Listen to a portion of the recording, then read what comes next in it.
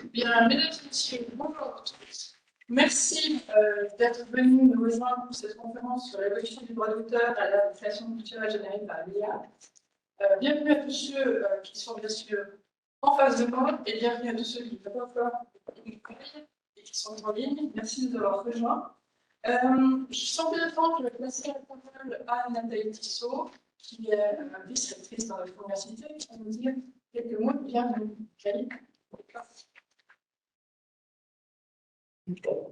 Merci Florence. C'est quelques mots de bienvenue légèrement formels, parce que c'est mon rôle d'être légèrement formel. Ceux qui me connaissent savent que normalement, c'est pas la Bible aussi. Donc, Madame la doyenne, Mesdames et Messieurs, chers collègues, chères étudiantes, chers étudiants, la moindre des choses que l'on puisse dire est que l'intelligence artificielle est à la mode et que sa généralisation au monde académique, mais aussi industriel et des PME, ainsi que dans le domaine de la création, pose une multitude de questions. Au sein de l'université, par exemple, le recours aux IA peut être un facteur augmentant sensiblement l'efficacité et la rapidité de la recherche. Mais il complique aussi les examens et l'évaluation des travaux personnels tant des chercheurs et des chercheuses que des étudiantes ou des étudiants par ailleurs. En lien avec la création de nouveaux contenus culturels ou artistiques aussi, les IA jouent un rôle croissant. Se pose dès lors la question de savoir comment encadrer politiquement ce déploiement de nouveaux talents dans ce que d'aucuns appellent l'économie ou la culture de la curiosité. C'est parce que la curiosité d'une IA, comme la vue par exemple, a été nourrie pendant des années par une multitude d'œuvres préexistantes et généralement jusqu'à présent encore, en tout cas, créées par des personnes physiques. C'est donc parce que cette curiosité a été nourrie que l'IA ainsi formée est capable désormais de générer un nombre inimaginable de créations, elles-mêmes tout aussi inimaginables et inattendues les unes que les autres. Dans ce contexte, les rapports entre les œuvres préexistantes, les créations nouvelles ou parfois les créations dérivées sur lesquelles l'utilisation d'œuvres préexistantes peut déboucher, et les rapports entre ces créations donc, et leurs créateurs ou leurs créatrices respectives méritent d'être repensés ou en tout cas interrogés du point de vue du droit d'auteur. Ce d'autant plus que les réalités ne sont pas les mêmes dans les différents secteurs artistiques et culturels, de sorte qu'il n'est pas possible de généraliser une forme de solution qui consisterait par exemple à créer un domaine public ou un fonds commun conventionnel, un common conventionnel, dans lequel il puisse être possible de puiser librement pour générer de nouvelles créations sans léser les auteurs des créations préexistantes. À côté de cela, la mise en place d'une juste rémunération des créateurs et des artistes dans un contexte en pleine mouvance, parfois qualifié d'ailleurs de chaotique et d'opaque, ce principe de la mise en place d'une juste rémunération s'impose. Tout comme s'impose aussi la nécessité de déterminer la titularité des droits d'auteur sur des créations issues d'une intelligence artificielle. Ces questions occupent, je choisis exprès occupe plutôt que préoccupe, l'Université de Neuchâtel, que ce soit dans le cadre de sa faculté de droit avec le Lextech Institute et le pôle de propriété intellectuelle et innovation, mais aussi au sein du rectorat, au nom duquel j'ai le très grand plaisir de vous accueillir ce soir ici.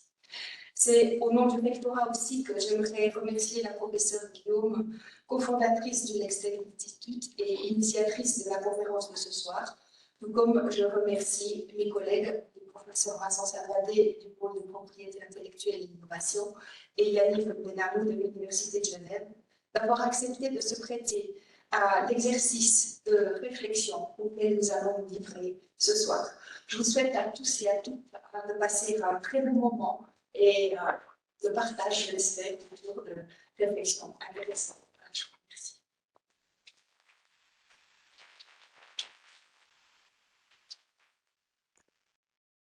Madame la rectrice, merci à la législatrice, pardon, pour la votrice. Merci beaucoup pour ces mots d'introduction. Je profite aussi de saluer notre doyenne, Valérie Defebvre, qui est derrière. C'est pas seulement notre photographe préféré, mais surtout notre doyenne. Et c'est surtout dans ce cadre-là qu'elle excelle. Merci beaucoup d'être là.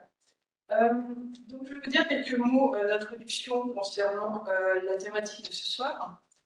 Cette thématique sur l'évolution du droit d'auteur dans le cadre des créations générées par l'IA s'inscrit dans un cycle de 3 conférences que j'ai initiées. Vous avez peut-être déjà pu assister à la conférence du professeur Sordon sur ChatGPT qui a eu lieu cet été, et puis nous avons une autre conférence ici il y a quelques semaines sur les décisions automatisées. Donc ça fait partie d'un cycle de 3 conférences sur l'intelligence artificielle. Ce que je voulais vous dire, c'est que par rapport aux œuvres qui sont créées par l'intelligence artificielle, eh bien, nous avons peut-être déjà tous eu l'occasion de jouer avec des instruments comme DALL-E, d'autres, pour générer des œuvres, et on a déjà tous pu tester le potentiel extraordinaire de l'intelligence artificielle dans ce cadre. Et maintenant, je pense qu'il est temps de se poser la question de savoir si il faut ou pas réglementer les systèmes d'intelligence artificielle d'une manière appropriée afin qu'ils puissent être utilisés pour le bien commun, à savoir pour améliorer nos conditions de vie et notre bien-être et éviter de créer des risques pour l'humanité. Et c'est par rapport à ça que j'aimerais dire 2 ou 3 mots. Le philosophe Yuval Noah Harari, que vous connaissez sûrement, c'est l'auteur d'un livre très connu sur Sapiens, une brève histoire de l'humanité, a pris plusieurs fois la parole ces derniers mois pour nous mettre en garde contre l'utilisation intensive des algorithmes dans le domaine des œuvres culturelles. Et selon ce philosophe, eh bien, cette utilisation aurait une influence sur la condition humaine. Et donc, il se pose une question fondamentale qu'il a posée, donc, qui est que signifierait pour l'humanité de vivre dans un monde où la plupart des créations culturelles seraient générées par une machine. Alors, pour illustrer ce propos, j'ai écrit 3 exemples. Premier exemple, c'est l'exemple de la statue impossible qui a été exposée dans un musée suédois cet été. C'est une statue qui s'inspire de 5 sculpteurs différents. Peut-être vous pouvez en identifier au moins 2. On peut voir assez vite l'influence de Michel-Ange et de Rodin, cette sculpture, mais aussi 3 autres sculpteurs qui sont peut-être un petit peu moins célèbres, quoique. Et cette sculpture a donc été réalisée par l'intelligence artificielle et exposée dans un musée. Deuxième exemple qui est extrêmement connu, c'est celui du Space Opera Theater, qui a été généré par l'intelligence artificielle en 2022. C'est un tableau qui est connu pour avoir remporté le prix de la plus belle œuvre d'art lors d'un concours artistique aux États-Unis. Et le jury n'était évidemment pas conscient qu'il s'agissait d'une œuvre qui avait été créée par intelligence artificielle. Le troisième exemple, si on pouvait monter un petit peu le truc qu'on voit, là, je ne sais pas si on peut déplacer sur cet encadre. C'est une photographie qui s'appelle Pseudomnesia Selection, photographie de 2023, qui a remporté le premier prix d'un concours de photographie. Magnifique photographie, comme vous pouvez voir, entièrement générée par intelligence artificielle. Donc, c'est absolument pas une photographie. Et cette photographie a porté son prix dans un concours international de photographie. Cela dit, l'auteur a refusé le prix au motif que les images créées par intelligence artificielle et la photographie traditionnelle ne devraient pas être en concurrence. Donc, en fait, il a fait un acte, je veux dire artistique, dans le sens qu'il a déposé dans le concours une photographie qui n'en était pas une, il a gagné, et puis il a dit c'est bien eu, et puis c'est pas juste. Donc je refuse, parce qu'on ne devrait pas pouvoir mettre des œuvres créées par l'IA en concurrence avec des vraies photographies. Alors, ces créations culturelles générées par l'IA nous amènent à nous demander dans quelle mesure ce type d'œuvre pourrait influencer notre culture, notre société et même notre humanité, comme le dirait Harari, que je citais tout à l'heure. Je ne pense pas qu'on va pouvoir répondre ce soir à cette question philosophique sur l'avenir de l'humanité, mais comment se poser la question de savoir comment le droit d'auteur peut ou doit évoluer à l'ère des créations culturelles générées par l'intelligence artificielle. Et nous sommes aujourd'hui dans un contexte qui est évolutif du point de vue du droit, où la technologie se mêle peu à peu à l'humanité. Et dans ce contexte de croisement entre l'intelligence artificielle et le droit d'auteur, il y a des nouvelles questions qui se posent. Par exemple, qui peut revendiquer la propriété d'une œuvre produite par une intelligence artificielle? Est-ce le créateur d'intelligence artificielle ou l'intelligence artificielle elle-même? Bien sûr, il y a toujours encore un humain derrière chaque œuvre. Vous voyez que sur les œuvres que je vous ai présentées là, j'ai mis les auteurs de ces œuvres. Pour l'instant, non, pas encore des humains qui sont là, qui pourraient qualifier et qui vont certainement encore revendiquer la propriété des droits sur l'œuvre. Alors, comment la création humaine se distingue-t-elle de la création d'une IA? Vous voyez que la photographie qui est à droite, c'est de plus en plus difficile de pouvoir identifier la différence entre une photographie et une œuvre créée par l'IA. Et donc, comment identifier une œuvre culturelle qui est conçue par une IA? Alors, pour illustrer cette dernière question d'identification d'une œuvre créée par intelligence artificielle, j'aimerais vous montrer, si j'y arrive, c'est bloqué.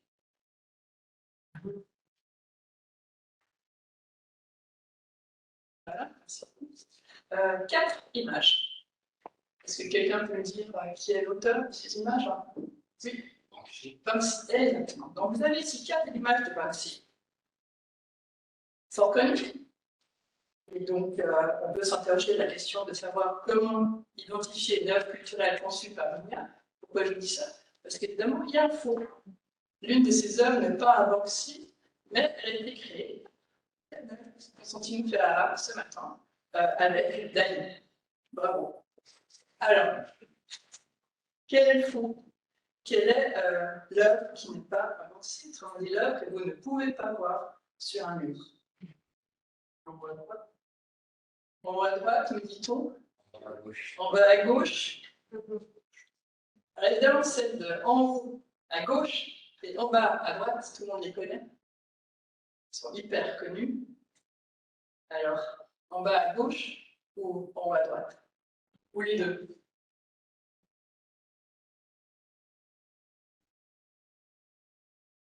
Veut-on? Qui pense que le faux est en haut à droite? Qui pense que le faux est en bas à gauche? On a un peu à moitié-moitié, hein? Alors, Lionel? Je suis en haut à droite. En haut à droite. Ça pose quand même une question fondamentale, hein. C'est à peu près partagé moitié-moitié. Donc, ça devient de plus en plus difficile d'identifier une œuvre créée par l'intelligence artificielle. Et celle de en haut à droite est tout à fait plausible. Je dirais même plus qu'elle pourrait tout à fait exister. Elle est extrêmement bien faite et ça prouve que le prompt était excellent. Bravo. Et je lui ai mis un prompt très simple. Le prompt n'était pas du tout compliqué. C'était un prompt crée-moi une œuvre de Banksy. Œuvre d'actualité. Donc, crée-moi une œuvre de Banksy et elle a sorti ça. Okay. Ouais, c'est bien fait. Parfait. Alors, voilà. Alors je pense que ça permet de lancer un petit peu la discussion. Donc, ce soir, pour parler de l'évolution du droit d'auteur dans ce contexte, j'ai l'honneur d'accueillir notre conférencier du jour, qui sont le professeur Vincent Salvadé de l'Université de Neuchâtel, qui est un expert en matière de droit d'auteur, passionné par les implications juridiques de l'utilisation par l'IA d'œuvres préexistantes pour générer de nouvelles œuvres, par la part de ses réflexions sur les possibilités de licencier l'utilisation d'œuvres afin d'entraîner l'intelligence artificielle. Professeur Yannick Benham de l'Université de Genève, qui a une profonde connaissance du droit du numérique, de la protection des données et du droit de l'information. Il examinera notamment la question de savoir s'il est souhaitable de protéger les créations culturelles entièrement générées par l'intelligence artificielle. Et enfin, la professeure Nathalie Tissot, qui est également de l'Université de Neuchâtel, et qui a une riche expérience en droit des nouvelles technologies et sur les moyens à disposition pour valoriser notamment le droit d'auteur. Et elle nous fera réfléchir aux implications éthiques de l'utilisation de l'IA pour générer des créations culturelles. Oui, Nathalie. Comme telle la professeure Alexandra Belzamon, je dois l'excuser, elle n'a pas pu faire le déplacement. Malheureusement, elle est tombée malade, en tout cas sa famille est tombée malade, et puis elle n'a pas pu faire le déplacement pour nous rejoindre. Mais je lui souhaite un prompt rétablissement et je m'excuse de son absence ce soir. Alors, tous les conférenciers qui sont là sont des experts en matière de propriété intellectuelle. Lors de la préparation de cette conférence, ils se sont interrogés sur les défis et les opportunités de l'IA dans le domaine de la propriété intellectuelle en général, et plus particulièrement sur la manière dont l'IA redéfinit les frontières du droit d'auteur. Alors, j'avais prévu 4 conférenciers, donc je vais représenter sous cette magnifique image que vous ne voyez pas heureusement. Et voilà le prompt. J'ai fait un peu une autre ambiance que le prompt de tout à l'heure de Banksy. Mais en tout cas, je me réjouis de participer avec vous à cette conférence et sans plateau. J'invite, comme ça va être avec vous qui va. Merci beaucoup.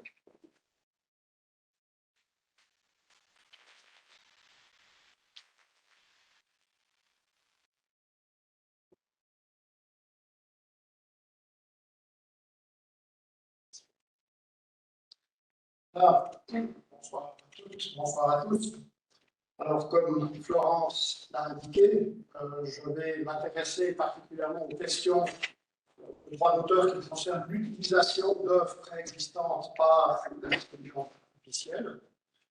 Nathalie Tissot vient de le rappeler, si l'intelligence artificielle peut générer du contenu créatif, eh bien, c'est parce qu'elle est approvisionnée par des quantités d'œuvres préexistantes qui ont bien été composées, qui ont bien été créées par des humains. En quelque sorte, l'intelligence artificielle, elle doit être entraînée sur la base d'œuvres qui ont été créées par des êtres humains.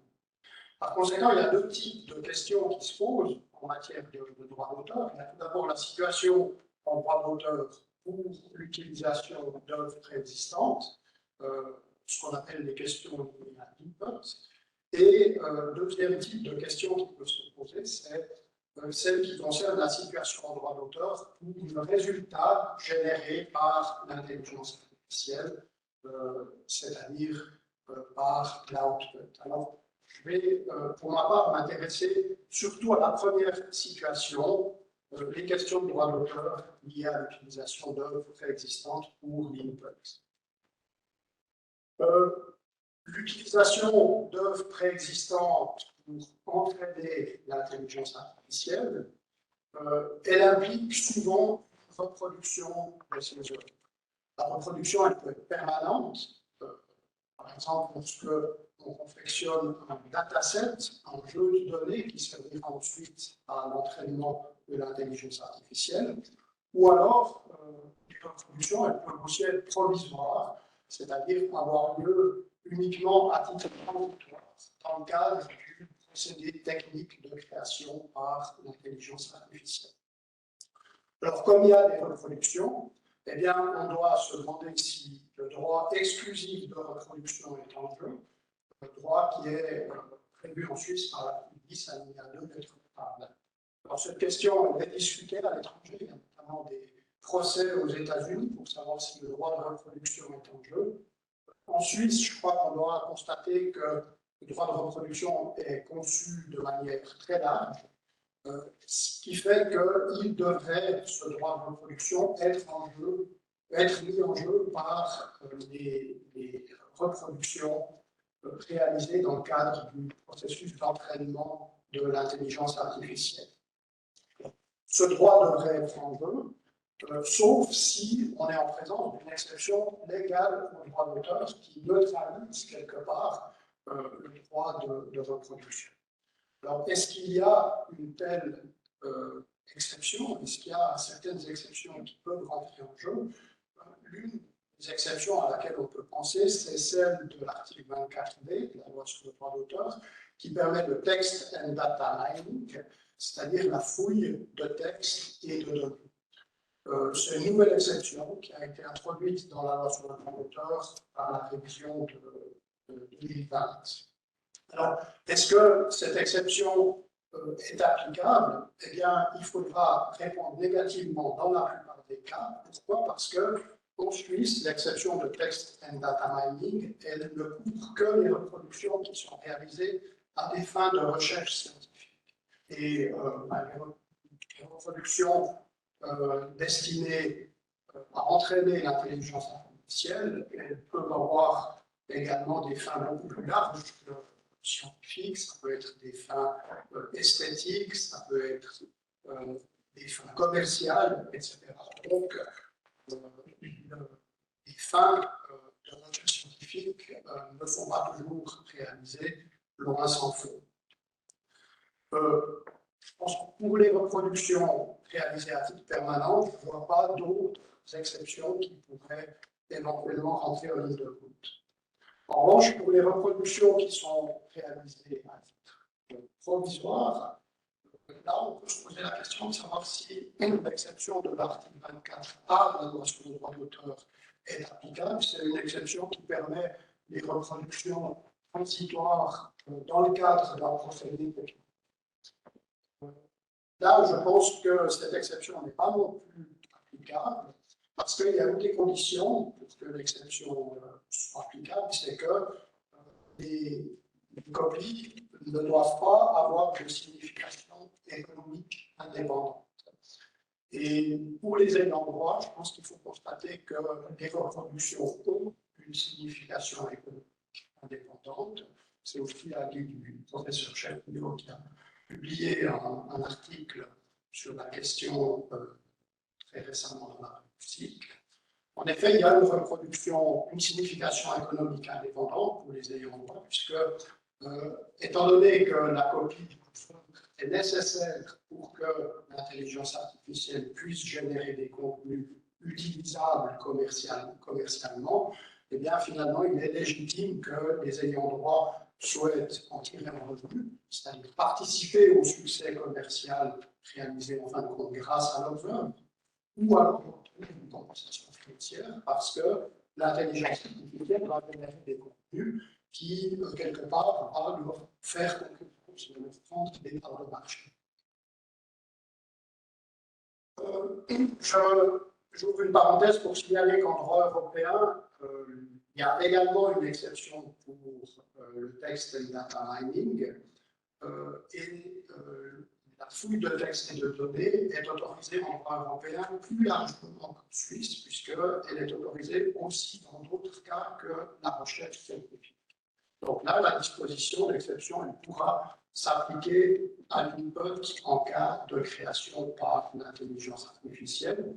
Mais ce qu'il faut dire, c'est que les ayants droit ont une possibilité de s'y opposer. Ils ont une possibilité de opt-out, c'est-à-dire qu'ils peuvent déclarer qu'ils ne sont pas d'accord avec l'utilisation de leurs œuvres à des fins de fouille de textes et de données. Alors, on voit le droit de reproduction en cas suisse. Il n'y a pas d'exception au droit d'auteur qui s'applique. Ou alors, en droit européen, les ayants droit ont une possibilité de opt-out. Donc, la question suivante qu'il faut se poser, c'est de savoir si les ayants droit, quel est finalement le meilleur moyen pour les ayants droit de faire valoir le droit de reproduction. Alors, il y a plusieurs voies envisageables. La première voie, c'est celle de la gestion individuelle par les ayants droit. On peut dire finalement, eh bien, on laisse les ayants droit se débrouiller avec les services d'intelligence artificielle pour faire valoir leur droit de reproduction. Bon, je pense que ce n'est pas forcément la voie la plus opportune. C'est une voie qui sera difficilement praticable en raison du grand nombre d'œuvres qui sont utilisées.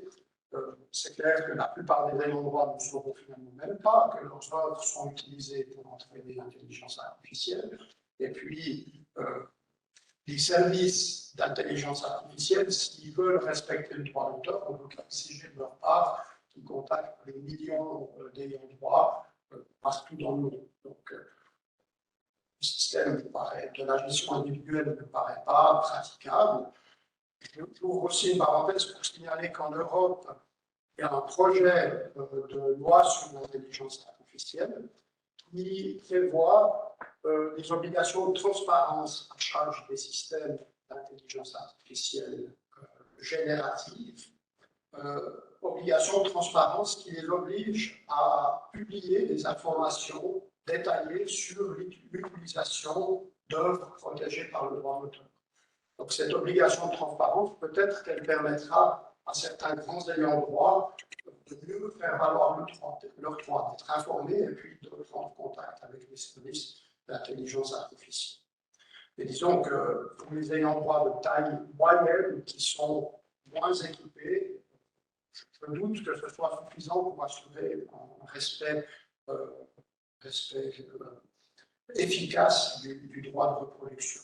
sans compter que finalement cette obligation de transparence permettrait éventuellement un règlement des droits a posteriori, mais pas un règlement des droits avant l'autorisation, comme le voudrait le principe du droit d'auteur exclusif. Donc, la gestion individuelle par les ayants droit, je ne pense pas que ce soit la voie à favoriser.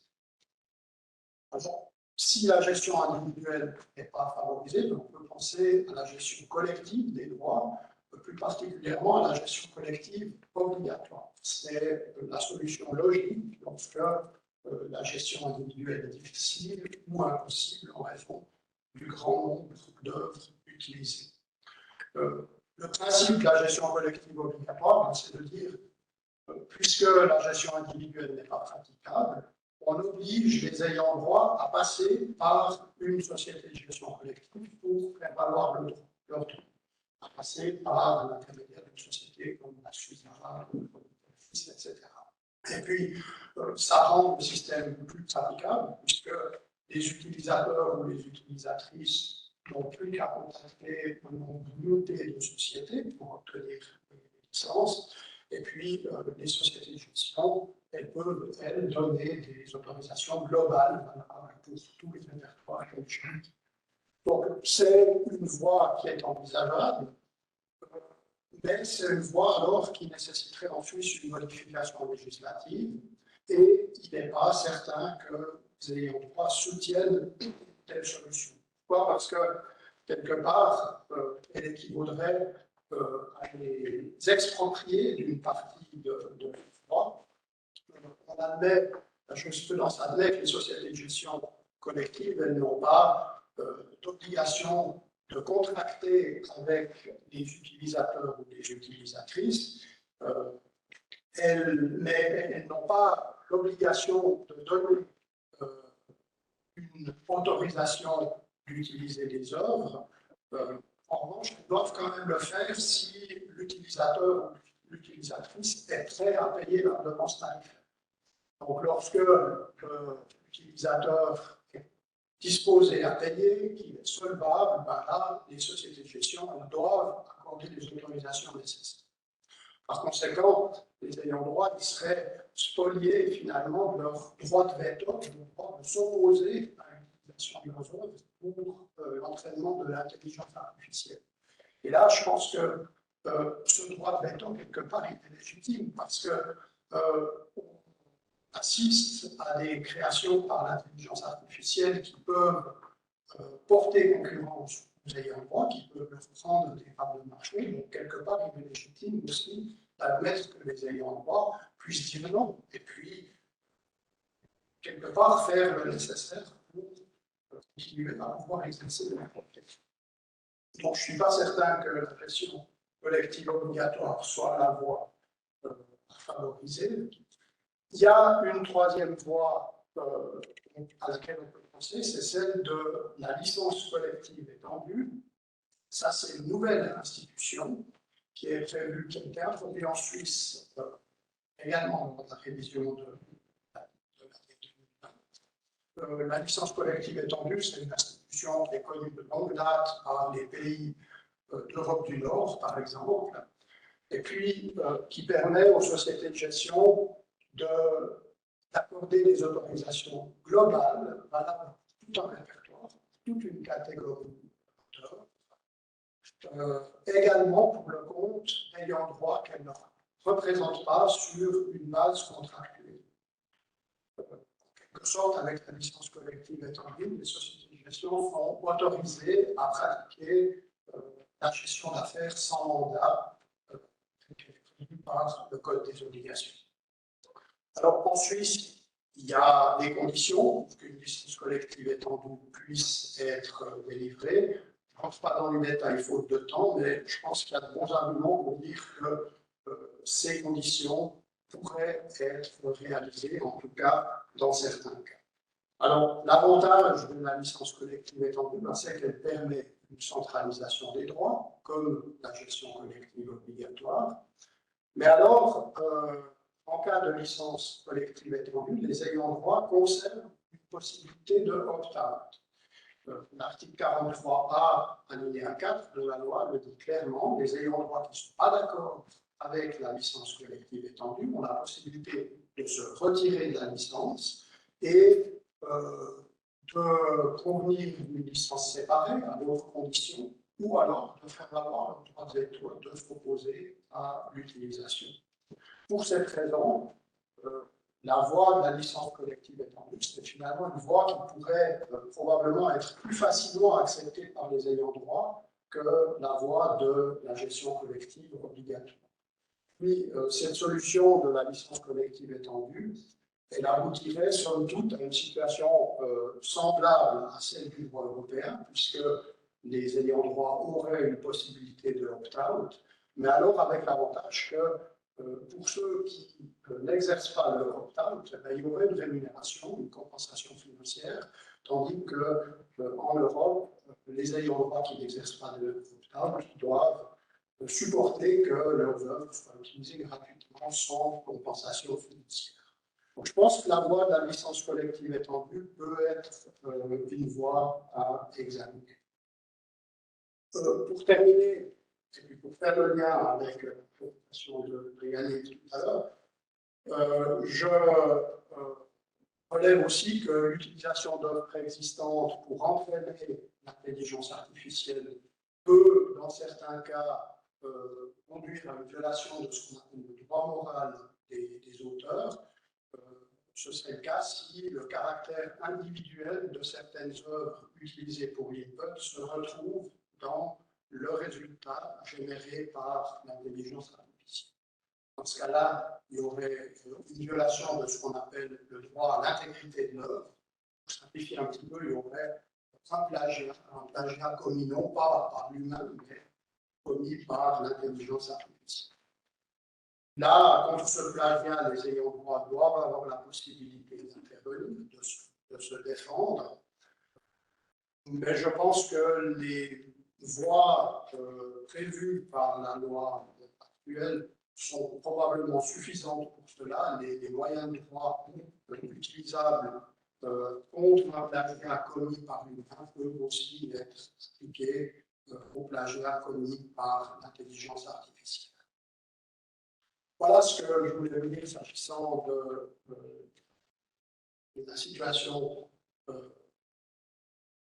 droit d'auteur pour les œuvres utilisées pour l'entraînement de l'intelligence artificielle. Je vous remercie beaucoup de votre attention. Je me réjouis de la discussion tout à l'heure.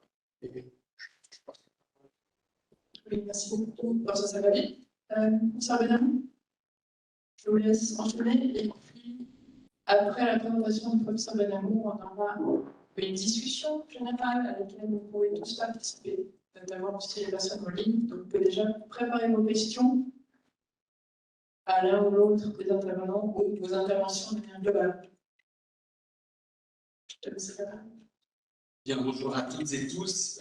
Merci beaucoup à la professeure Guillaume pour l'invitation. Merci aussi de partager le micro avec mes collègues, le professeur Tissot et Salvadé. Juste un regret que notre collègue de Paris ne soit effectivement pas présent parce qu'il y a des développements intéressants, non seulement en Europe, mais aussi en droit français avec le projet législatif sur lequel je vais dire quelques mots. Donc, pour cette présentation, je vais essayer de faire aussi 15 minutes. Je vais me permettre de faire quelques considérations générales, rebondir brièvement sur quelques considérations pour les inputs, et puis ensuite, effectivement, faire un focus, un zoom sur les questions d'output, protégeabilité des résultats. Comme considération générale, je vais juste rebondir sur les introductions de Rectrice et Florence Guillaume. Il a été évoqué l'enjeu à l'université. Il y a quelques heures à Genève, j'étais en train de travailler avec mes collègues pour amender la directive plagiat. Je pense que je me suis posé la question, est-ce que nos étudiants et vous autres dans la salle peut-être, lorsque vous utilisez le logiciel, est-ce que c'est un plagiat? Et si oui, ou plutôt sinon, comment citer la source des œuvres existantes? Voilà un exemple très concret auquel on est. Autre remarque, Banksy, je pense que Banksy aurait été ravi de voir le test Turing que vous avez effectué, parce qu'il adore jouer avec cette notion de droit d'auteur. Donc, voilà, un bon exercice et un bon exemple avec Banksy. Et troisième remarque très générale maintenant, j'ai été très intéressé par ce que disait la vice-rectrice sur l'évolution du droit d'auteur avec l'éventuelle constitution d'un fonds commun, le partage de la valeur, la rémunération. Et là, et voilà ma considération générale sur laquelle je reviendrai en conclusion, je trouve passionnant ce qui se passe avec l'intelligence artificielle parce qu'elle nous force à nous reposer les questions. Quelle est la fonction du droit d'auteur? Parce qu'on arrive vite dans les détails, c'est très important, on est juriste, mais en fait, si on prend un peu de recul, il faut, à mon avis, se poser la question quelle est la fonction du droit d'auteur? Et selon cette réponse, on pourra aussi déterminer s'il faut un opt-in, un opt-out, s'il faut une rémunération, une cible laquelle. Cette considération très générale de la fonction du droit d'auteur, je voulais juste rappeler ça, on est dans la théorie du droit d'auteur, et je pense que c'est le bon endroit, puisqu'on est trois experts en droit d'auteur, de l'aborder. Donc au niveau théorie du droit d'auteur, on dit que le but principal du droit d'auteur, c'est de stimuler la création artistique au service du bien commun. Le but, c'est d'agrandir le gâteau culturel pour nourrir la société et le bien commun. Et puis, si on se rappelle historiquement aussi, les droits d'auteur de par le monde ont été aussi renforcés dans le but d'éviter une dépendance culturelle à l'égard de certains États. Je pense par exemple aux Américains qui ont renforcé le droit d'auteur, prévu des exceptions culturelles pour éviter d'être dépendants du continent européen. Ensuite, les Européens ont fait pareil pour éviter d'être dépendants de la culture américaine. Donc, c'est vraiment une fonction générale au service du bien commun. Et puis, comment faire? Le droit d'auteur va essayer d'équilibrer, arbitrer trois intérêts. Un, l'intérêt de l'auteur, de l'artiste. Deux, celui du public, on vient de parler du bien commun. Et trois, on oublie souvent, les intermédiaires qui peuvent être normalement aussi des producteurs, qui eux-mêmes aussi produisent du contenu. Et comment équilibrer ces trois intérêts? Alors, on va se rappeler qu'il y a trois objectifs desquels répondent à des fonctions. Premier objectif, il est culturel. Et là, on a la fonction créative. On va stimuler la création pour enrichir le culturel. Deuxième objectif, il est économique. On va réfléchir à comment stimuler l'économie pour avoir une fonction distributive. On va distribuer la rémunération de manière raisonnable et équilibrée entre les intervenants. Et troisième intérêt, c'est social. Et là, on a la fonction qu'on appelle éducative. On va éduquer le public pour renforcer le bien commun et l'éducation du citoyen. Et le numérique, je vais tout de suite aller ensuite dans le détail, mais le numérique nous force à nous repenser, à repenser ces différentes notions, parce que la fonction du droit d'auteur, pourquoi? Surtout parce que les intermédiaires, et ils sont très nombreux, on pense aux plateformes de streaming, on peut aussi penser à des agrégateurs ou des distributeurs de plateformes, maintenant les intermédiaires de l'intelligence artificielle, tous ces intermédiaires commencent à concentrer les différentes fonctions, créatives, puisque c'est eux qui créent, distributives, puisque c'est eux qui perçoivent la rémunération, et enfin, ils gouvernent la fonction éducative, donc il y a une certaine concentration des fonctions auprès des intermédiaires, et ça nous force à nous demander, est-ce qu'il ne faut pas repenser le droit d'auteur, ou en tout cas retrouver un rééquilibrage entre ces trois fonctions et ces trois intérêts. Donc je pense que c'est un point sur lequel je serais ravi de revenir en fin de séance avec les personnes, si vous voulez bien. Alors, maintenant, zoom sur quelques problématiques très concrètes. Je vais juste faire un zoom sur l'input sans faire de redite avec mon collègue. Donc j'ai quand même quelques slides, mais je vais y passer rapidement puisque je les ai adaptés dans le train. J'avais aussi l'exemple du théâtre d'opéra spatial. Les données d'entraînement, on sait qu'elles sont très importantes. Voilà. Je voulais revenir sur la question des exceptions, tant en Suisse qu'à l'étranger. Tout simplement, un zoom à ce propos.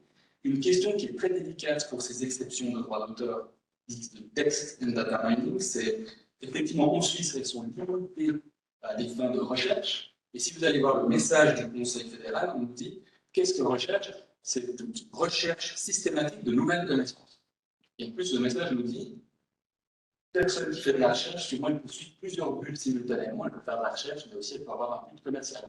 Pensez à l'université. Les universités sont souvent les partenariats commerciaux. Et en parallèle au but de recherche de nouvelles connaissances, évidemment, et souvent des produits qui tombent dans le marché. Donc voilà une délicate délimitation dans l'exception des fins de recherche qui est très discutée et qui est plutôt problématique, puisqu'on va vite sortir de cette exception par précaution, donc les juristes, on aime bien les principes de précaution, on va éviter de reposer sur cette exception et plutôt recourir à des solutions contractuelles. S'agissant de l'exception européenne, ça a été mentionné, mais je voulais juste revenir aussi sur cette exception. Donc l'exception européenne, il y en a deux. Il y en a une à des fins de recherche, il y a de nouveau cette délicate délimitation, et une autre exception très générale à toute fin, y compris commerciale. Et là, on a vraiment un débat polarisant, typiquement de droit d'auteur en Europe. On a les pros open source qui vont plaider que cette exception, en fait, ne s'applique pas. Pourquoi? Parce qu'en réalité, le droit d'auteur ne s'applique pas aux intelligences artificielles. Ils disent aussi que s'il fallait appliquer le droit d'auteur à l'intelligence artificielle, il y a des effets nocifs, négatifs, en particulier parce que les développeurs européens vont s'entraîner sur des jeux de données très pauvres et très mauvais, ou deux, ils vont partir à l'étranger pour aller développer l'innovation. Donc ça, c'est les pros open source. Et de l'autre côté, de manière très clivante, on a les pros ayant droit qui considèrent que la solution d'opt-out, qui a été évoquée cette fois, je vais y revenir, est irréaliste, parce que c'est impossible de connaître quelles sont les œuvres qui sont dans des jeux de données. Donc, il faudrait éviter un système d'opt-out et plutôt un système d'opt-in. Et c'est là où je trouvais intéressant avec notre collègue parisienne, mais je regardais le projet français. Donc, sachez qu'en France, maintenant, il y a un projet de loi qui veut amender le code de propriété intellectuelle français pour avoir non pas un opt-out, mais un opt-in. Il faudrait, pour entraîner des jeux de données, toujours avoir l'opt-in des ayants droit et cumuler à la gestion collective, ce qui fait écho aux solutions proposées par notre collègue. Ici, pour prouver la difficulté de l'opt-out, vous avez, je pense que vous connaissez tous, Have I Been Hacked, qui est un logiciel. Maintenant, vous pouvez googler aussi Have I Been Trained, et comme artiste, vous pouvez vérifier si vos œuvres ont été entraînées. Et puis, on voit que ces systèmes marchent assez mal, parce que quand bien même des artistes sont entraînés, ils ne figurent pas forcément dans ces bases de données. Donc, solution de opt-out assez difficile, surtout pour vérifier quelles sont les œuvres utilisées. Pour terminer sur les questions de l'input, puis je viens aussi sur le mandat qu'on m'a donné de parler de l'output, je voulais juste dire que c'est quand même une situation critique actuellement, parce que ce soit l'opt-in, l'opt-out ou l'incertitude quant aux exceptions, on a maintenant un Internet qui fonctionne avec des web crawlers d'une part qui vont aller scroller, scraper et siphonner les images des artistes, mais de l'autre côté, on a des sites web, les sites des médias aussi, New York Times et ainsi de suite, CNN, qui commencent à avoir des web crawlers blockers, qui bloquent la possibilité pour les web crawlers de scroller la toile, et c'est pour ça qu'un journaliste a dit AI is killing the brain bargain at the heart of the web. On est vraiment en train de tuer l'équilibre du web, puisqu'on a d'un côté ceux qui essaient de siphonner, et de l'autre ceux qui essaient de verrouiller l'accès aux inputs. Donc je pense que c'est un moment assez critique. Alors, venons-en aux questions de protégeabilité de l'output. Alors, sous l'angle de l'output, la question, effectivement, c'est de savoir est-ce que, excusez-moi, il y a deux grandes questions pour les résultats. Première grande question, c'est est-ce que le résultat viole des droits préexistants, des œuvres préexistantes? Et puis la deuxième grande question, c'est est-ce que l'output peut-il avoir un droit exclusif, est-il protégeable en tant que tel? Alors, pour la première question, l'output viole-t-il le droit des œuvres préexistantes? La difficulté avec les œuvres générées par l'intelligence artificielle, c'est qu'il va falloir se poser la question si elles violent des droits préexistants par raison avec les œuvres préexistantes.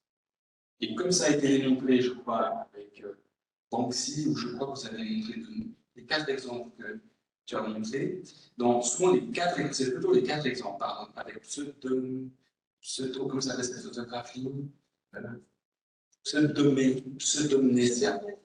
Donc la photographie pseudomnésia, quand on pose la technologie, on voit qu'en fait les œuvres, on peut parler plutôt d'œuvres hybrides ou nouvelles. Hybrides ou nouvelles, parce qu'en réalité, dans la plupart des cas, les œuvres préexistantes sont inexistantes, ou en tout cas non reconnaissables dans l'output. Et on sait, en tant que droit d'auteur, la similarité qu'on va analyser la contrefaçon, elle se fait à partir de l'œuvre humain. Le juge va apprécier les similarités et va se demander si une œuvre output est similaire ou non aux œuvres intimes. Comme je le dis, la plupart des intelligences artificielles font des œuvres nouvelles, hybrides, dans lesquelles on ne voit même pas, ou il n'existe même pas d'œuvres existantes dans le résultat. Et donc, pour mentionner ici un exemple, vous avez l'œuvre à droite de Adam Basanta, qui a réalisé une œuvre basée uniquement sur l'œuvre à gauche de Poulel Chamandy, avec une intelligence artificielle et l'œil humain que nous sommes ici. On n'est pas certain de voir les similitudes. Évidemment, le juge doit apprécier les similitudes pour la révélation.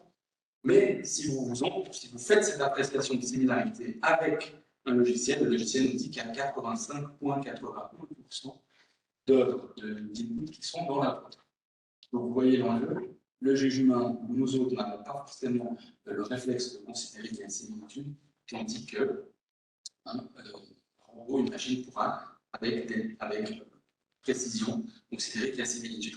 Donc évidemment, ce que la plupart des auteurs plaident, c'est qu'il faut garder le système du droit d'auteur anthropomorphique, c'est vraiment le juge humain avec l'œil humain, et pas s'entraîner avec des Google Glass augmentés, où le juge peut augmenter pour apprécier les similitudes. Autre question, toujours pour les violations, cette fois-ci, c'est est-ce qu'il est contrefaisant dignité le style d'un autre auteur? Là, c'est une grande question dans le domaine du divertissement et de la artistique, parce qu'il y a de plus en plus d'imitations. D'ailleurs, je suis sûr que vous ayez pu imiter Banksy, parce que la plupart des logiciels d'intelligence artificielle en ont opt-out, enfin, ils ont retiré la possibilité d'imiter le style de. Par exemple, Philippe Stark, si vous essayez, vous ne pouvez pas mettre Philippe Stark, vous pouvez tweaker le logiciel en le levant en C ou des Stark, ça marche aussi. Mais en tout cas, il y a beaucoup d'artistes qui mettent beaucoup de logiciels qui eux-mêmes ont retiré la possibilité d'imiter dans le style de, par crainte de violation du droit d'auteur. Alors, juste pour vous mentionner un exemple, je crois que j'ai 30 secondes de. Je ne sais pas s'il y a notre son, on va essayer. Voilà un exemple d'imitation.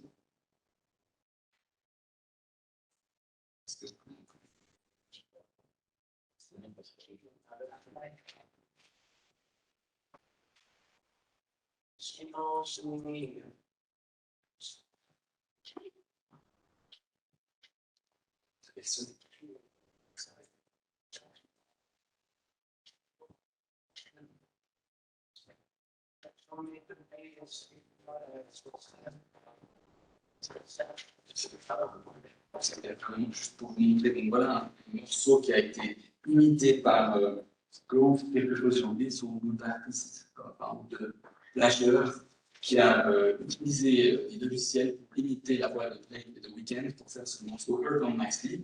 Et là, on voit qu'il imite parfaitement la voix et le style des artistes. Et donc, au niveau du droit d'auteur, la question se pose, est-il illicite d'imiter le style d'eux? Et la difficulté en droit d'auteur, et voilà en tout cas la réponse actuelle, c'est que le style n'est pas protégeable en tant que tel, le style d'un artiste. Ce qui est protégeable, c'est uniquement les éléments individuels d'une œuvre en particulier. Donc, si c'est uniquement imiter le style d'eux, on n'a pas de protection, en tout cas sous le nom du droit d'auteur. On va aller peut-être chercher la protection sous le nom de personnalité, voire de la LCD, mais en tout cas pas du droit d'auteur. Grosse problématique. D'ailleurs, les experts sont en train d'essayer de dessiner une nouvelle théorie. On a un style individuel et un style général. Le style général est improtégeable. Je peins dans le style des impressionnistes. Alors que le style individuel de Drake devrait être protégeable. Techniquement, pour l'instant, ne tient pas la route, je me sens d'un point de vue droit d'auteur, mais voilà, des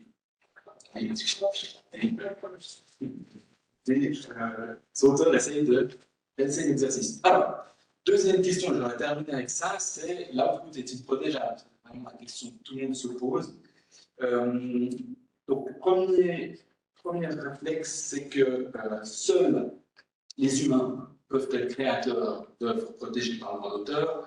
On connaît toutes et tous la grande affaire du Monkey Selfie qui n'a pas pu obtenir ses droits exclusifs sur cette photographie parce que ça a été un selfie pris, je pense que tout le monde connaît dans cette salle, pas intéressé au droit d'auteur.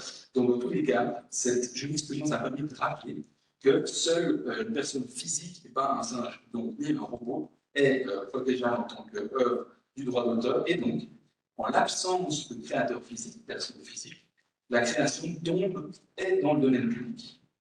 Ça, c'est en tout cas le premier réflexe. Alors évidemment, sur le principe, ça c'est simple, et ensuite, si on creuse un peu, ça pose différentes questions. Alors, première question, déjà, c'est de comprendre quand est-ce qu'il y a une causalité entre l'apport humain et la décision artificielle, ou est-ce que l'œuvre est purement et automatiquement automatisée, réalisée par l'intelligence artificielle. Et là, on a une grande distinction qui commence à s'imposer entre, d'une part, les œuvres générées purement par l'intelligence artificielle, computer generated, à distinguer des œuvres assistées par l'ordinateur, computer assisted work.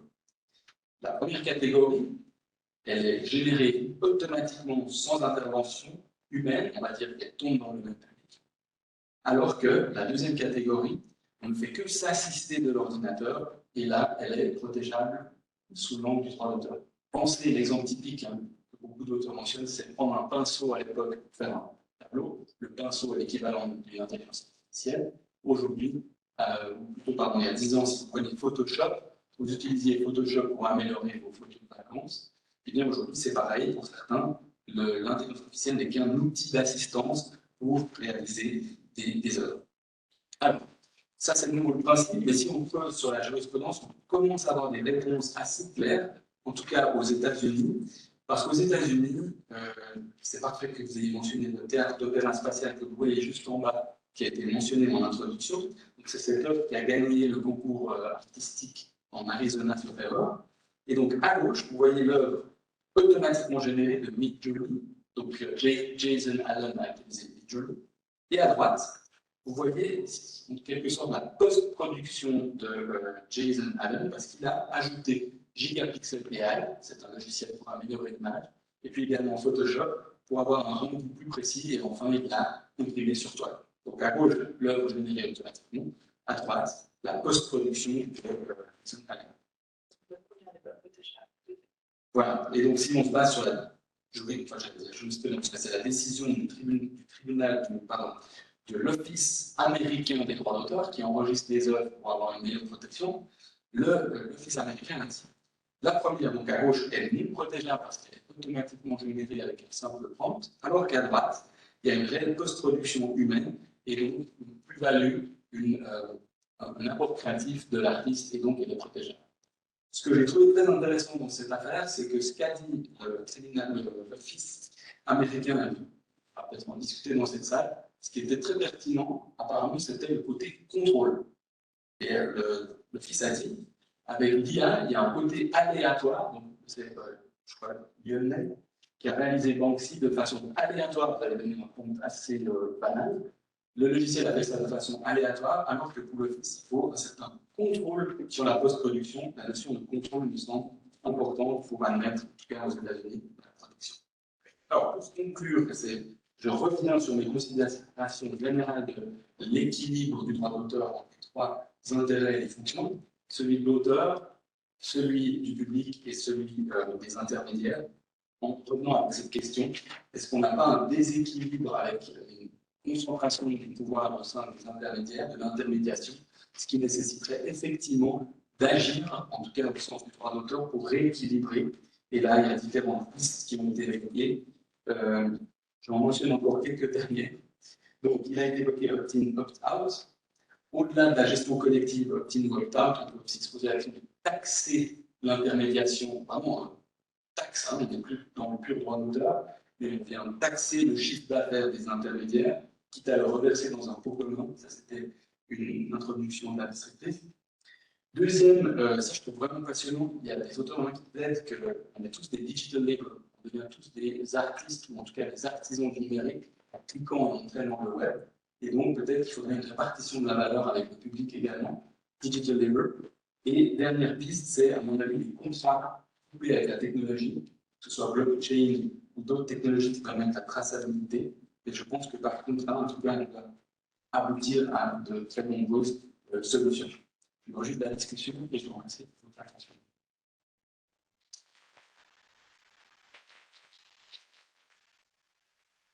Merci beaucoup, Samuel. Est-ce que les gens souhaitent rebondir sur cette dernière question?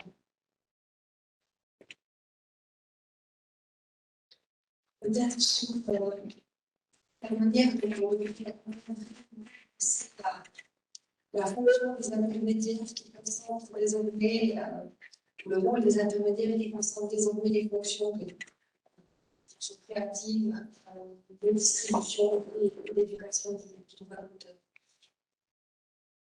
C'est ressorti dans des travaux d'un colloque qu'on avait eu au mois de juin, au-dessus du Montreux.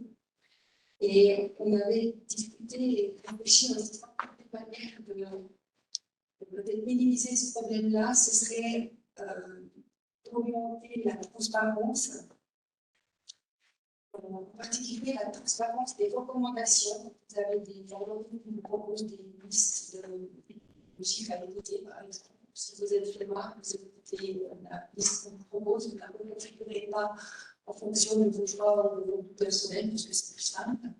Donc, la manière d'indiquer aux consommateurs, en fait, dans quelle mesure les recommandations faites par ces intermédiaires qui sont aussi créateurs de contenu et qui sont rémunérés en fonction de la distribution du contenu qu'ils créent et qu'ils créent, justement, quand est-ce qu'ils sont prescripteurs et créateurs, et quand la prescription qu'ils font est susceptible d'être biaisée parce qu'ils ont un intérêt économique à ce qu'il y ait une utilisation maximale des œuvres qu'ils ont contribué à créer. Et là, on s'était dit, on s'était demandé, est-ce qu'on devrait labelliser? C'est encore une autre approche que les trois que tu as, les deux qui ont repris en fin de mon intervention. Est-ce qu'on devrait labelliser ces intermédiaires, à la fois prescripteurs et fournisseurs de contenu, pour que, pour moi, leur conflit d'intérêts soit clairement identifiable par les consommateurs et les consommatrices d'œuvres, et qu'on puisse avoir des choix plus éclairés, en se disant je prends le temps de configurer ma playlist parce que je n'ai pas envie d'écouter ce que l'algorithme de tel ou tel fournisseur de contenu va me mettre automatiquement à disposition, en sachant qu'il va être rémunéré en fonction du nombre d'utilisation. Il me semble que c'est une piste à laquelle on peut réfléchir aussi. Et puis, je me suis demandé dans ce cadre-là si le droit de marque pouvait pas jouer un rôle. J'ai un dada, c'est le droit des marques. Et si, avec, je ne sais pas, une manière de labellisation dans le cadre d'une forme de marque de garantie ou dans le règlement de la marque, on devrait annoncer voilà, les éléments qui sont susceptibles de limiter notre indépendance. On peut donner des indications aux consommateurs qui les aideraient à faire des choix intelligents. Mais je ne sais pas, c'est peut-être rêvé. Ce serait intéressant d'utiliser un autre outil de la propriété intellectuelle pour compléter ce qu'on arrive peut-être pas encore à faire bien en retrouvant pas d'autres. Oui, à réfléchir. Oui, bon, je pense que c'est un peu comme ça. Je pense qu'il y a plusieurs problèmes, il y a plusieurs pistes de solutions. Donc, la question de transparence, il y a un joli panorama finalement des situations où on pouvait recouvrir à la protection du droit d'auteur, des situations où au contraire il n'y a pas de protection du droit d'auteur. Bon, moi, ce qui me fait un peu peur en tant que défenseur des créateurs, en fait, c'est l'aspect de concurrence déloyale qui entre le travail créatif d'un humain et puis la génération par une intelligence artificielle. On a des résultats de l'intelligence artificielle lorsqu'ils sont créés intégralement par l'intelligence artificielle, qui ne sont pas protégés par le donc, quelque part, ils sont plus faciles à utiliser par des entreprises qui veulent, dans le domaine musical, par exemple, sonoriser un spot publicitaire avec de la musique générée par ordinateur. C'est beaucoup plus facile puisque, d'une part, il n'y a pas d'autorisation de côté, et puis d'autre part, c'est meilleur marché parce que quelque part, le compositeur qui cœur d'activité à la musique, à la création de musique pour publicitaire, c'est pas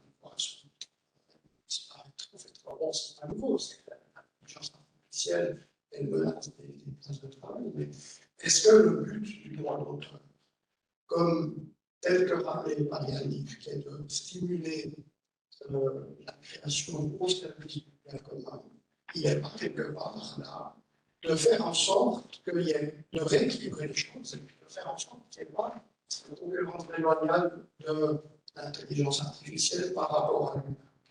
Alors, est-ce qu'il ne faut pas assurer une protection du résultat créé par l'intelligence artificielle juste pour que le marché soit plus équilibré finalement? Et puis, quelque part, on protège aussi l'humain parce que la protection de la création de l'intelligence artificielle, elle sert le créateur humain parce qu'il n'y a plus de concurrence déloyale entre eux. Ça, c'est peut-être un peu l'approche qui actuellement m'interroge.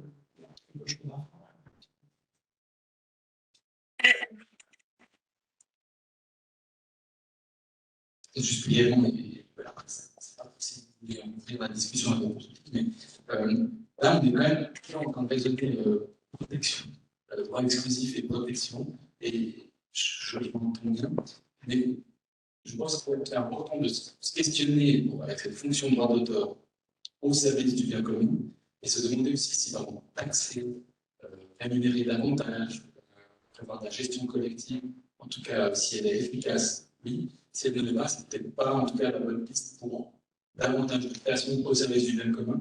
Et je trouve, j'ai évoqué comme dernière piste des contraintes, combinés aux technologies, parfois peut-être des outils contractuels pourraient permettre une meilleure circulation de la création avec des conditions associées à l'utilisation des inputs, par exemple, hein, et peut-être parce qu'on stimulerait aussi la création au service du bien commun. Enfin, je pense que c'est vraiment moi, la grande question. Et après, de là découle la question de l'amélioration de données, protection de l'output. Enfin voilà, je voulais juste indiquer qu'on peut aussi raisonner à une différente sans forcément tout protéger, mais au contraire, essayer de réguler de façon contractuelle et souple la circulation des œuvres. C'est assez provocateur, je suis conscient, mais c'était juste pour ajouter une couche de complexité. Merci beaucoup pour cette précision. Je pense que pour ouvrir la possibilité publique de poser des questions, il va y avoir déjà quelqu'un qui est impatient. Vous activez. C'est pour rebondir directement sur cette question que sur cette année de je très précise. Mais il n'y a pas un risque, comme vous dites, là, il y a quand même une traduction à un expert. Donc, le créateur professionnel eux-mêmes, en musique, en scénarisation, tout ça, seront eux-mêmes amenés peut-être à se servir de ces outils comme pour doper leur créativité. Est-ce qu'il n'y a pas le risque de se réglementer trop? Je pense à l'ouverture de scénario, sur l'interdit l'intelligence artificielle, compris le scénariste même, qui vont chercher des idées, tout ça, donc il n'y a pas cette ambiguïté de cadre du professionnel, de l'expert, qui doit pouvoir remonter.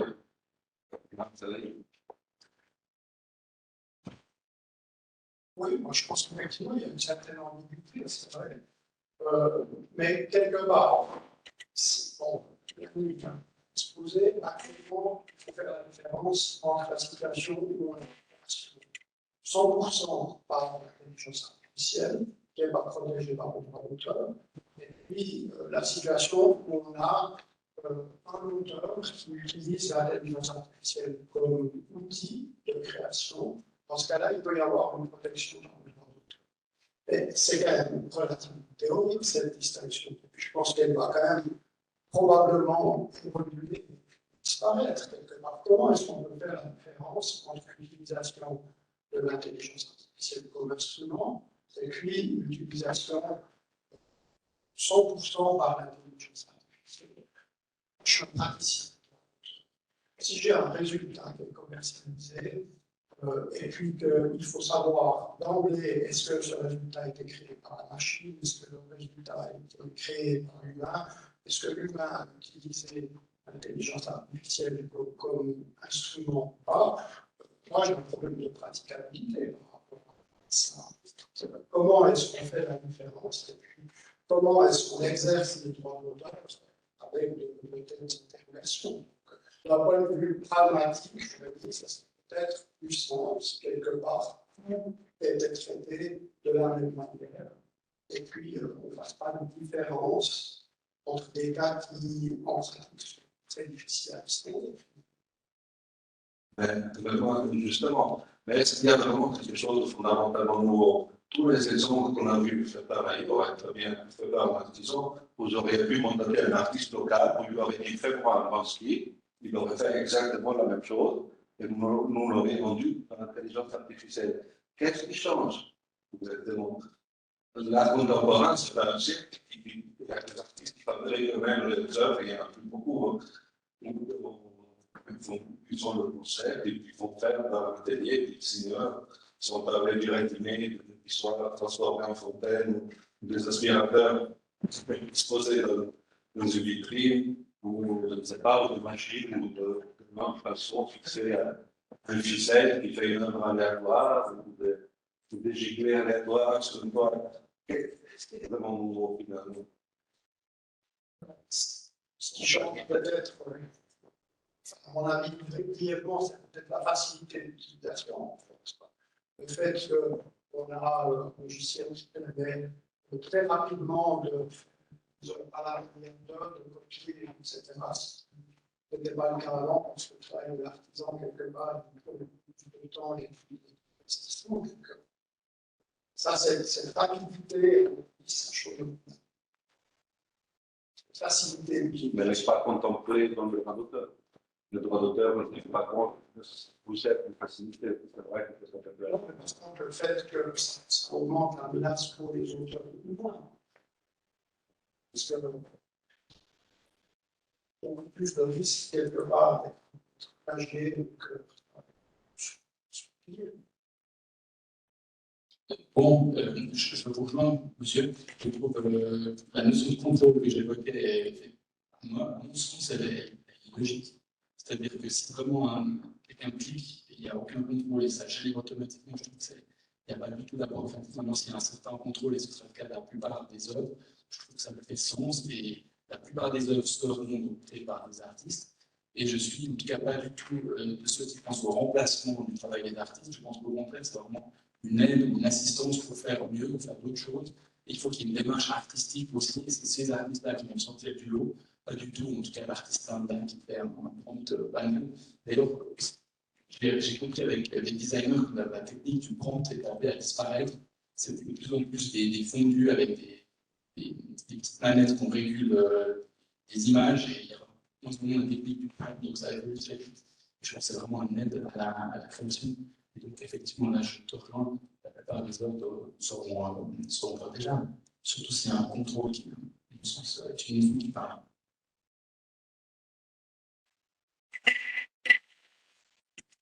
Donc, je voulais rebondir sur le point que vous avez soulevé.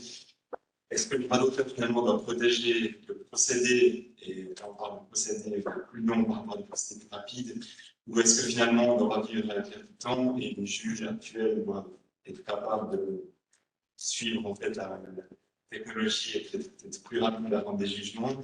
Vous avez évoqué à un moment donné la blockchain. Je pense que maintenant il y a des moyens vraiment très très corrects pour pouvoir s'assurer que ce qui est protégé rapidement. Donc voilà, je voulais juste poser la question, est-ce que vous ne pensez pas que d'un côté de création est juste plus rapide, mais que de l'autre côté, vous pouvez aussi beaucoup plus rapidement qui est à l'origine du jeu?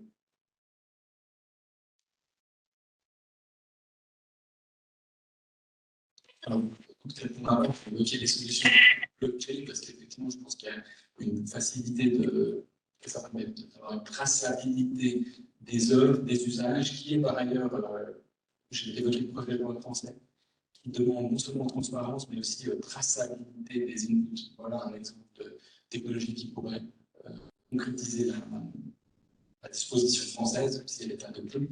Aujourd'hui, je pense que c'est vraiment des technologies qui pourraient permettre d'avoir une meilleure traçabilité et l'idée de la combinaison avec des contrats, qui peut prévoir par exemple des droits de France ou d'autres, peut-être même de la gratuité, parce que peut-être les artistes souhaitent, certaines communautés d'artistes souhaitent progresser à la communauté, au contraire, sans qu'elle soit liée à quiconque. Donc, je crois tout à fait, enfin, je vous confirme, je vous rejoins sur ces solutions qui me semblent prometteuses et je sais pas si tu vas ajouter, mais il y a d'autres experts de blockchain, etc. C'est une des pistes prometteuses.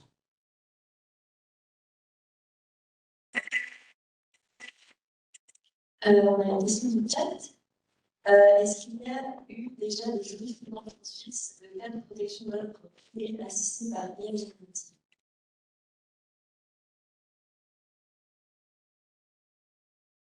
Non. On en connaît pas. Par contre, je profite peut-être pour signaler qu'il y a des États qui prévoient essentiellement une protection sur les œuvres créées par l'ordinateur. C'est le cas, par exemple, en Angleterre. Il y a une disposition de la loi qui est d'ailleurs assez ancienne. D'avant la discussion sur l'intelligence artificielle générative, etc. Mais là, on protège clairement les œuvres créées par les ordinateurs. La question de savoir qui bénéficie des droits. Je crois que le grand anglais dit quelque part, c'est celui ou celle qui prend les dispositions nécessaires pour la gestion de l'œuvre. Qui est-ce que c'est exactement? Est-ce que c'est la personne qui crée le logiciel d'intelligence artificielle? Est-ce que c'est l'utilisateur d'intelligence artificielle? Est-ce que c'est éventuellement les créateurs des œuvres préexistantes qui sont nécessaires pour que l'intelligence artificielle soit entraînée? Là, je pense qu'il y a pas mal de questions qui ne sont pas encore résolues. Sur le principe de protéger par le droit d'auteur une œuvre créée à 100% par l'ordinateur, ça existe déjà dans certains.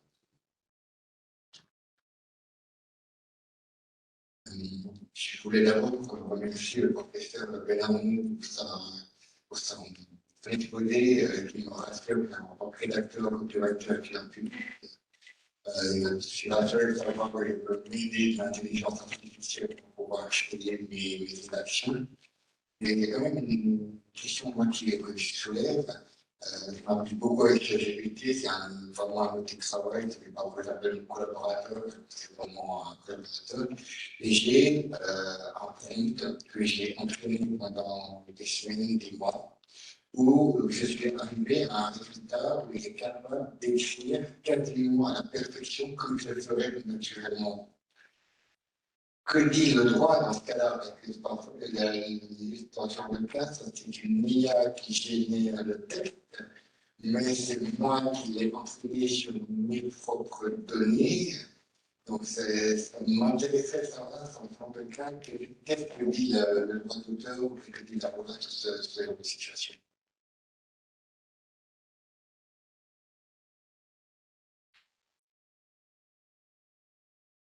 Je pense qu'il y a deux questions.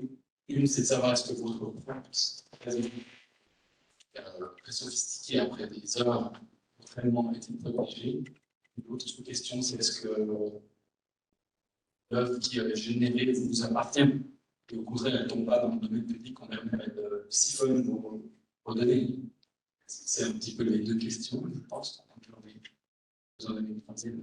Non, la question, c'est de savoir exactement dans le cas où c'est moi qui ai entraîné un prompt avec simplement mon style d'écriture, mes créations rédactionnelles, et que tout d'un coup, je demande à ce GPT de la générer à ma part parce que je suis en manque d'inspiration, ou bien j'ai juste envie d'essayer de voir, et que j'ai fait des exercices où la création, au final, était quasiment conforme à ce que moi, j'aurais pu faire.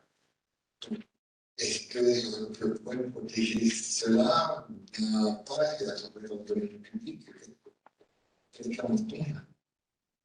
Donc, moi, je répète que j'entends ces deux sous-questions, mais peut-être qu'il y en a d'autres qui m'échappent. Donc, la première, est-ce que le prompt est protégeable? Il y a une discussion à ce propos. On dit souvent que les prompts en soi ne sont pas protégeables. Certains comparent le prompt à un pinceau et c'est le résultat du pinceau avec le tableau et le résultat final qui compte. Moi, j'ai l'impression que le prompt est vraiment original et qu'il a été très sophistiqué. Je ne l'ai pas ici, il y a des prompts, mais qui sont très longs pour arriver à un très beau tableau. Je n'avais pas raison de ne pas protéger le prompt. Mais voilà, il y a des débats. Est-ce que le prompt ou non est-il protégeable ou non? Vraiment, le résultat qui reprend vos œuvres, parce que c'est vrai, ça évoquait l'auto-plagiat, Là, j'ai pas de réponse. Est-ce que peut-être les collègues veulent compléter le résultat est-il la même chose ou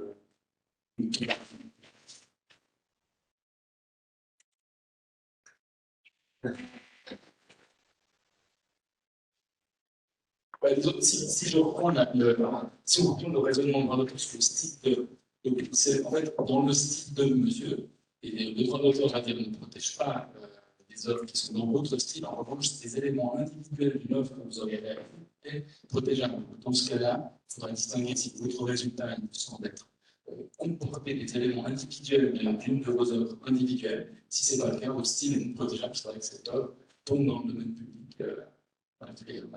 Donc, vous reversez au service du bien commun votre création artistique. Et vous créez une concurrence de voyage. Cette dernière chose, je reviens sur les contraintes. C'est un point même en tant que juriste, c'est quand même important. Par contrainte, enfin, vous avez contracté avec ChatGPT, vous octroie ou non des droits sur vos résultats. Et si c'est premium ou si c'est gratuit, vous avez des droits différents. Et par contre, vous pouvez aussi monnayer votre résultat, hein, même s'il n'est pas protégé. Ouais, ça. Je vais demander au fait, on parle beaucoup du résultat d'une œuvre grâce à la nuit, mais connaît-il des outils de recherche pour les œuvres déjà existantes? Par exemple, on a demandé des bases de données pour aller chercher des rémunérations pour les auteurs actuels.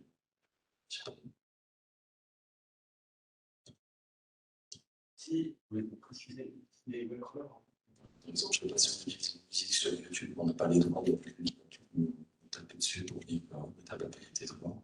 Est-ce qu'il y a aussi l'intelligence artificielle qui travaille dans l'identification? Oui, alors ça, c'est effectivement des systèmes qui sont en voie de développement, mais qui permettent aussi effectivement quelque part des relations intellectuelles du droit d'auteur. Ce sont des outils qui sont de plus en plus utilisés par les ayants droit pour faire valoir un droit. Donc, ça, là, on est dans la problématique des instruments où enfin, comme le disait Charles Clark, la réponse, la machine est dans la machine.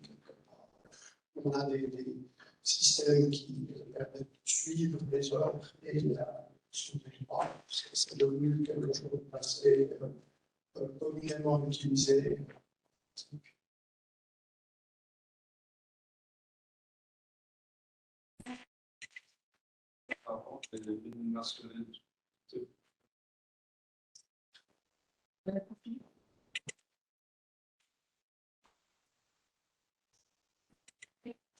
Merci. Une petite question de point de vue corporate. J'ai déjà passé assez beaucoup pour cette conférence. C'est toujours très intéressant de suivre. Je suis plus dans le monde académique. Je travaille en in-house en société privée, en société publiquement cotée en Suisse. Et ce que je regarde, en écoutant votre discussion, évidemment, l'accent est mis souvent, c'est très important, sur la protection des œuvres d'art qui sont créées par l'humain, par les artistes, et la concurrence déloyale qui doit se créer entre l'artificial intelligence et les artistes, et ce que c'est protégeable ou pas. Mais maintenant, de point de vue d'une entreprise qui utilisait les data pour créer des produits, première chose, la Suisse, c'est pas seulement européen, parce que le TDM est plus restrictif, c'est déjà un problème qu'on le voit vraiment là maintenant. Deuxième chose, c'est l'incertitude. Professeur Salvati vous a mentionné que les sociétés peuvent en profiter et abuser. Mais en fait, si une société met beaucoup d'argent pour créer une campagne publicitaire, des grosses montants suivant la société, si demain il y a une concurrence déloyale qui se crée parce qu'il y a une société qui a repris le thème et qui utilise les mêmes œuvres pour le même produit ou un produit similaire, si je n'ai pas le droit là-dessus, je ne peux pas envoyer un 6 and 6. Là, j'ai un problème à résoudre d'un point de vue in-house. Donc, oui, il y a quand même pas mal d'enjeux financiers qui sont derrière la compétitivité du marché suisse par rapport à l'Europe. Après, on verra ce que donneront les litiges, les class actions probablement aux États-Unis. Beaucoup de questions sont pas résolues, mais je pense que d'ici quelques années, on aura une meilleure clarté par rapport à la protectabilité, parce que je pense que ce qui est important pour le point de vue corporate, c'est protectabilité, clarté, est-ce que c'est protégeable ou pas, qu'est-ce qui est protégeable. Est-ce que l'effet de transformatif de output pourrait être un réponse clé, c'est-à-dire on a des vidéos, on train des algorithmes pour gérer, je ne sais pas, des musiques, peut-être un outil des éditeurs par exemple, c'est pas une confiance aux artistes qui ressemblent à la musique des vidéos, mais maintenant on peut utiliser si on regarde à la lettre en Suisse. Et donc, protégabilité, c'est une solution claire, ce serait utile. Et d'un autre côté,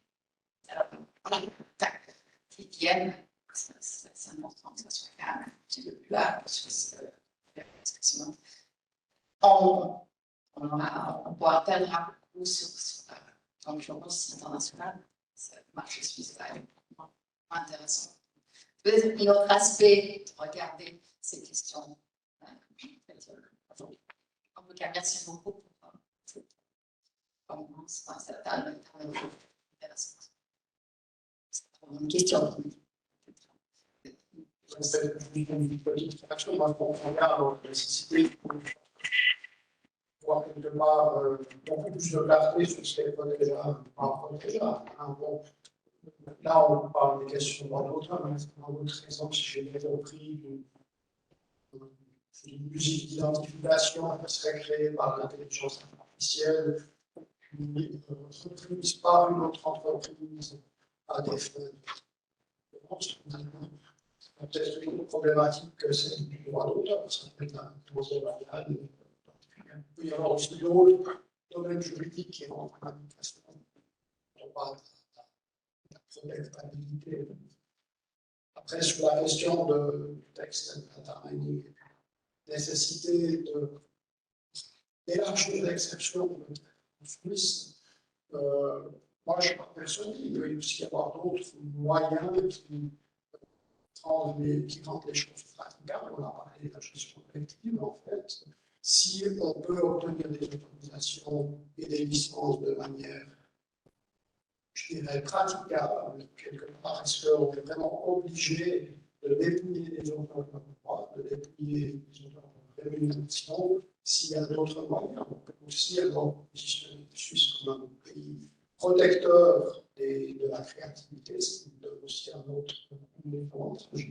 Donc, je ne suis pas forcément pour élargir l'exception de flux de texte et de données, mais plutôt alors pour trouver des moyens de licence efficaces pour le système juridique.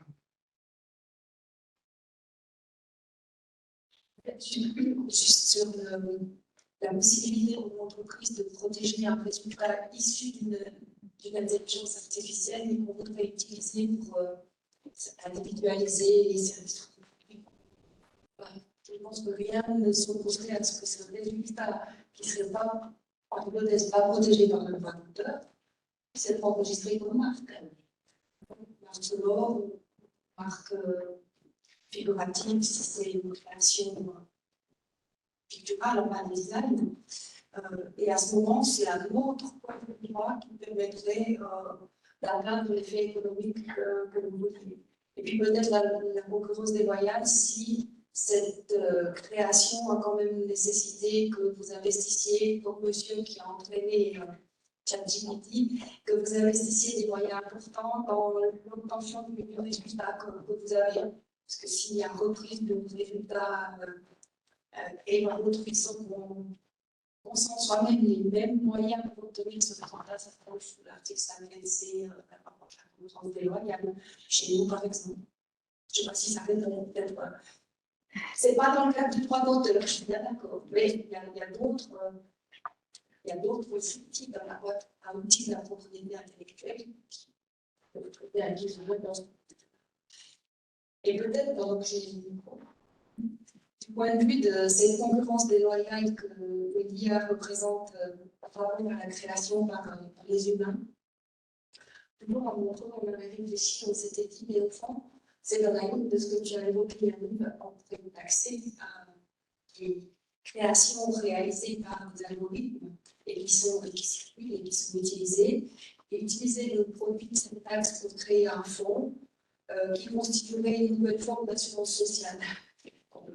Il faut rêver, il faut être romantique.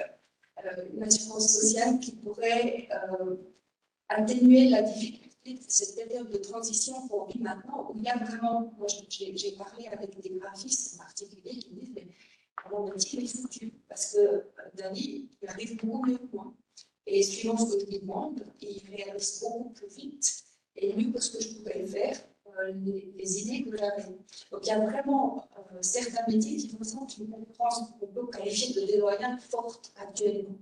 Et pendant une période de transition, on pourrait imaginer que ce fonds serve à atténuer les conséquences économiques fortement désagréables de cette profession de création humaine disparaît parce qu'elle est supplantée par un million. Je ne sais pas, c'est à réfléchir.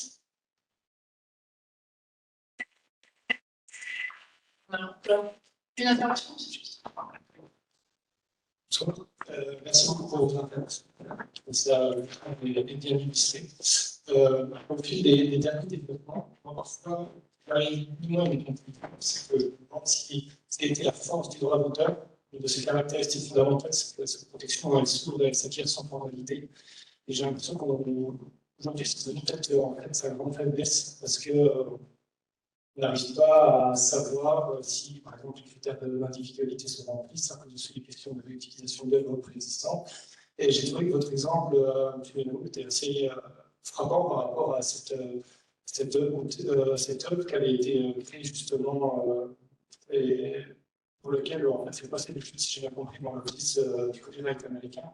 Je sais que je ne connais pas le contexte, mais je me dis finalement, parce qu'aujourd'hui, les auteurs ne cherchent pas à avoir une protection à faire, en tout cas, reconnaître la protection du droit d'auteur sur leurs œuvres en allant devant les autorités nationales ou internationales, alors que justement, le droit d'auteur prévoit que la protection, elle se trouve normalement sans formalité. Et moi, actuellement, je me dis finalement, cette grande force aujourd'hui, est-ce que ce n'est pas devenu la grande faiblesse du droit d'auteur à l'aide de donc, j'aimerais juste avoir vos avis respectifs sur cette question. Merci. Merci, c'est très intéressant ce que vous dites. Et c'est le cas. Donc, la procédure de force américaine, parce que aux États-Unis, il faut enregistrer si on va avoir une protection, notamment pour réclamer les dommages d'intérêt. En revanche, dans le monde entier, il n'y a toujours pas de formalité de protection des créations. Mais dans les autres pays, il n'y a pas de formalité. Je pense que la même question à se poser, celle que vous évoquez, c'est la question de preuve. Lorsqu'un artiste en procédure, si en justice, il va avoir pour prouver qu'il est bien titulaire et que c'est bien lui qui a créé, donc ça va revenir à la même problématique que vous évoquez, difficulté de preuve et de formalité. Et donc, si la réponse est oui, et peut-être que c'est oui, vous avez raison, alors la piste est vraiment pas du côté du droit d'auteur, et il faudra chercher d'autres solutions si on veut trouver cet équilibre dans les fonctions de l'écosystème et peut-être l'accès ou d'autres pistes, mais en tout cas, pas celle des droits d'auteur. Juste, par rapport au remplacement des artistes ou des graphistes, on nous retrouve ce contraire. J'ai curieux d'entendre ça. J'avais aussi un slogan pour les avocats, c'est AI will not replace lawyers, but lawyers will use AI will. Donc en gros, c'est les artistes qui n'utilisent pas l'intelligence artificielle, peut-être c'est eux qui vont être remplacés. Mais je voulais juste rappeler que c'est. On entend vraiment tout ce contraire de cette question. Voilà, c'est un peu le pardon. Sur le principe, moi, je suis assez d'accord pour dire qu'il faut réserver le droit d'auteur, protéger ce qui est créatif, ce qui a un caractère individualiste, ça doit être le principe. C'est vrai que c'est l'élargissement de dire protège des choses qui ne sont pas créatives, qui ne sont pas individuelles, ça peut être considéré comme étant problématique. Pour protéger la créativité, peut-être qu'il faut aussi accepter que quelque part, il faut éviter une concurrence déloyale justement de l'intelligence artificielle qui n'est pas créative. Donc, protéger la créativité, c'est aussi rééquilibrer les choses, que les deux types de création, par la machine d'une part, par l'humain d'autre part, soient mis sur le même pied d'égalité, qu'il n'y ait pas de distorsion finalement entre les deux types de création. Peut-être que c'est une question qui se pose maintenant, effectivement, ça va être le moyen. Le but, ça va être effectivement de protéger la créativité humaine, ça je suis d'accord. Bien, je crois qu'on a échangé du temps, en tout cas, on l'a bien dépassé. Je vous remercie beaucoup. J'aimerais remercier particulièrement mes collègues, Mathilde Foucault, Yannick Lagarnon et Vincent Salvadé, de nous avoir éclairé sur l'évolution des droits d'auteur face à l'utilisation de l'intelligence artificielle. On voit que les frontières des droits sont en train de bouger, ou vont être amenées à bouger, c'est extrêmement intéressant. J'ai envie de dire que le juriste doit être créatif. Donc, on verra si la créativité du juriste permet d'adapter ce droit à l'apparition de ce nouveau type d'œuvre. Moi, je trouve que c'est très intéressant la question, mais je ne peux pas ouvrir le débat là-dessus, de savoir si on ne pourrait pas donner le droit d'auteur à l'intelligence artificielle elle-même. Question qu'on n'a pas vraiment examinée ce soir, mais je trouve que c'est intéressant à examiner peut-être dans un autre cadre. En tout cas, je vous remercie beaucoup tous d'avoir participé, de vos questions passionnantes. Et merci aussi aux personnes qui ont été prises. Et puis, je vous donne rendez-vous le 8 novembre pour parler de décision automatique, qui est aussi un sujet extrêmement important en lien avec le droit d'auteur, pas le droit d'auteur, en lien avec l'utilisation de l'intelligence artificielle. Merci beaucoup. Je vous souhaite une très bonne soirée. Merci à vous tous. Merci.